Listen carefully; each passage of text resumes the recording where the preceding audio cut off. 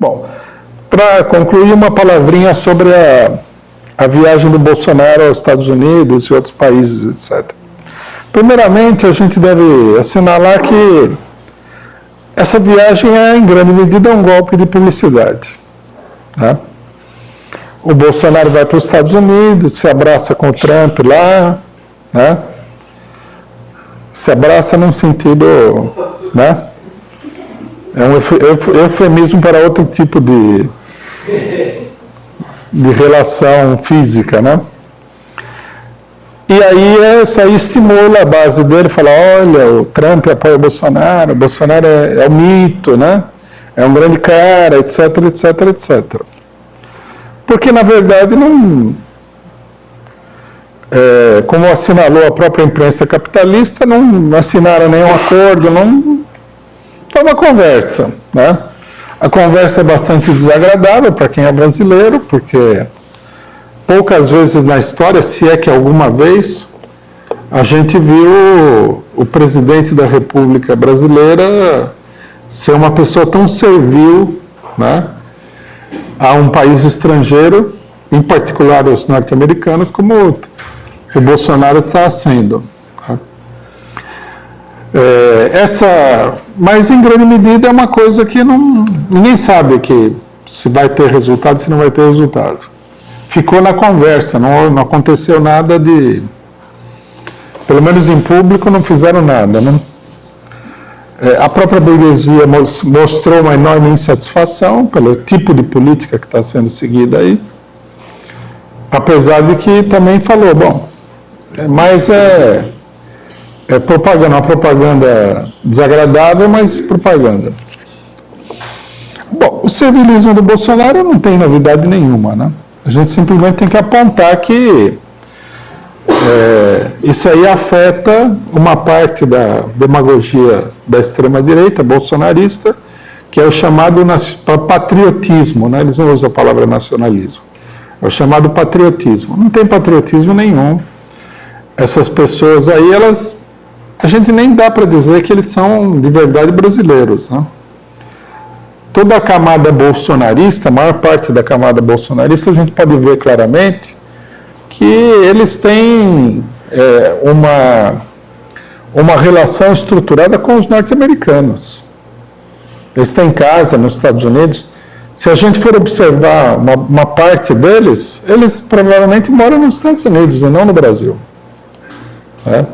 A gente já chamou uma coisa que me chamou a atenção nesse sentido era o seguinte: a deputada Joyce Hasselman, que é líder da bancada do governo na Câmara, ela tem uma casa nos Estados Unidos e mora num hotel aqui no Brasil.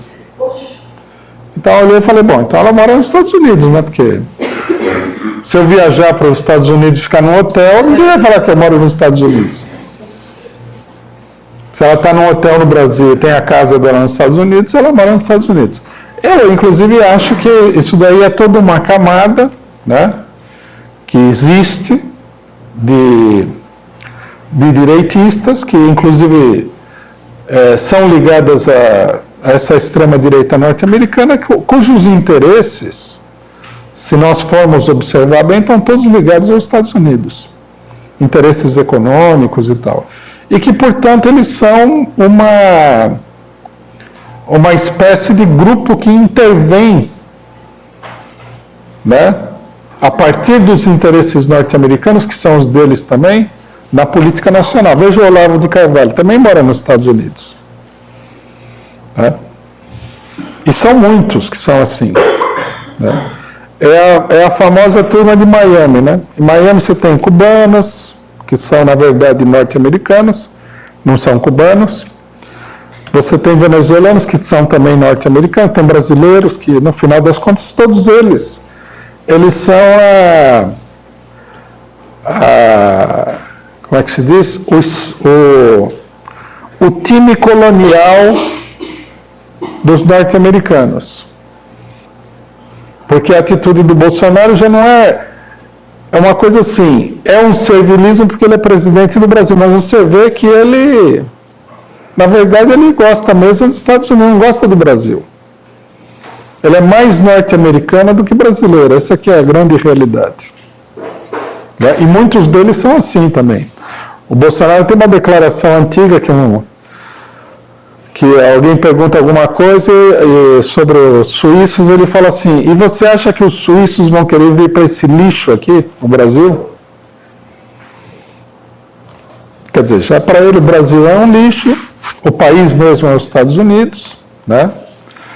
E curiosamente, né, foi demonstrado pelo chanceler, entre aspas, né, do Bolsonaro, Eduardo Araújo, que o negócio não é a Europa, não são os capitalistas em geral, são os Estados Unidos. Que ele falou que a Europa é um espaço culturalmente vazio, o chanceler do Bolsonaro. Que a cultura mesmo da humanidade está nos Estados Unidos, o que né, se você for impressionável, dá até um arrepio na espinha, né? É muita loucura para um mundo.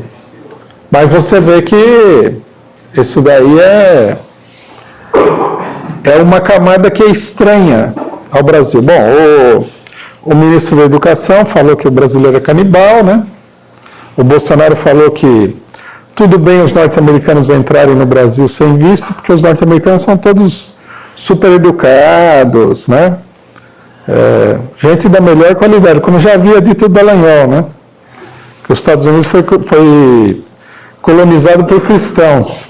Os Estados Unidos, você sabe, só teve gente honesta até hoje, né? Al Capone era brasileiro, todo mundo sabe disso daí, né?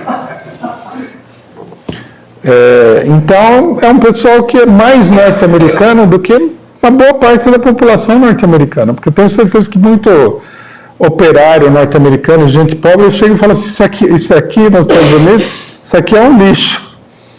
Eles não iam achar o Brasil um lixo, eles iam achar os Estados Unidos um lixo. Né? Então, nós estamos aí diante de uma situação que é que o Brasil está sendo governado por estrangeiros, essa aqui é a grande realidade. São pessoas que de tanto se envolver com a política e com a economia norte-americana se transformaram em verdadeiros cidadãos norte-americanos, embora não oficialmente. Né? Bom, só para constar, o nosso amigo, o ministro da Economia, né, falou que nós temos muita identidade cultural com os Estados Unidos. Aí citou a Disneylândia, né? Coca-Cola. Disneylândia, Coca-Cola e calça jeans. Essa é a cultura, né?